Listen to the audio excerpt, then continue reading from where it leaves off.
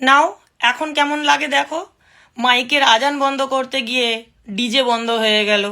রাস্তায় নামাজ পড়া বন্ধ করতে গিয়ে রাস্তা আটকে যে পুজোগুলো হতো 15 দিন, পুজোর 15 দিন আগের থেকে আর পুজোর 15 দিন পর পর্যন্ত, সেগুলো বন্ধ হয়ে গেল। গরু খাওয়া বন্ধ করতে গিয়ে গরু বিক্রি বন্ধ হয়ে গেল।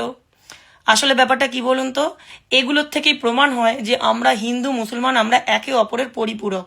আমাদের প্রত্যেকটা ব্যবসা, প্রত্যেকটা কার্যকর্ম সব কিন্তু একে অপরের সাথে সমন্বয় নিয়েই চলে। একজনের ক্ষতি হলেও অপরজনের ক্ষতি হবেই।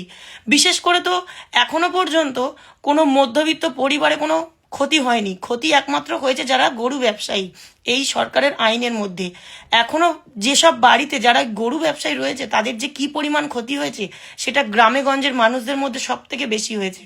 মধ্যবিত্ত পরিবারে এখনো কোনো আজ আসেনি তো, তাই জন্য এখনো বুঝতে পারছে না। আর একটু বেলা হোক, বুঝতে পারবে।